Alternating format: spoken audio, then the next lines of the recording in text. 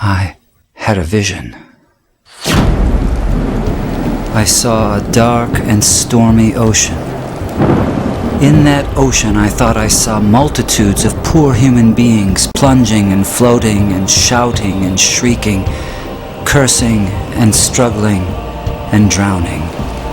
And out of this dark, angry ocean, I saw a mighty rock that rose up with its summit towering high above the stormy seas.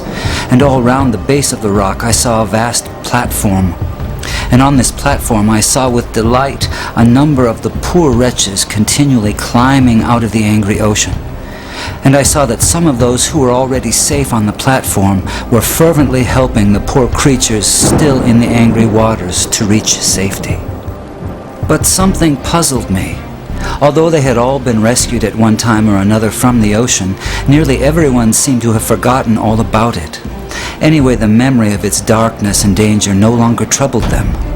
And what was equally strange and perplexing to me was that most of these people did not seem to have any care, that is, any agonizing care, about the poor perishing ones who were struggling and drowning right before their eyes. But then I saw something wonderful. I saw a great being from above come straight from his palace, right through the dark clouds. And he leapt right into the raging sea among the drowning people. And there I saw him toiling to rescue them, until the sweat of his great anguish ran down in blood. And he was continually crying to those already rescued, to those whom he had helped with his own bleeding hands, to come and help him in the painful and laborious task of saving the lost.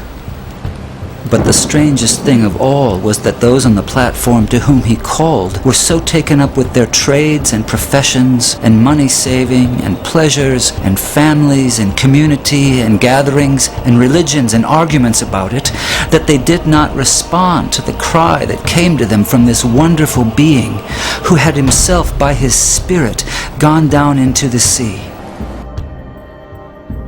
And so the multitude went on struggling and shrieking and drowning in the darkness.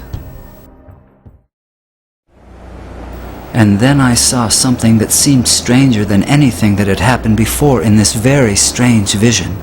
Those whom this wonderful being cried out to come and help him in his difficult task were always praying and crying to him to come to them. Some wanted him to come and stay with them and spend his time and strength in making them happier. Others wanted him to come and take away various doubts and misgivings they had concerning the truth of some letters which he had written them.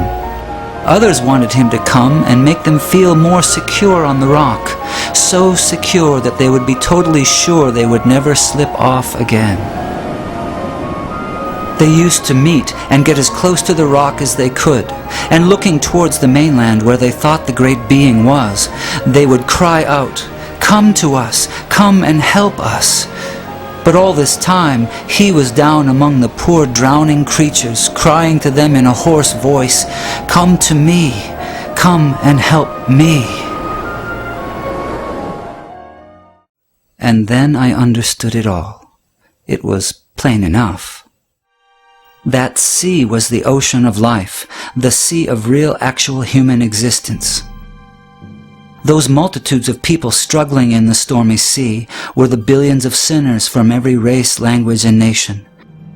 That great sheltering rock was Calvary, the place of the cross, and the people on it were those who had been rescued from sin and hell and who professed to be followers of Jesus Christ.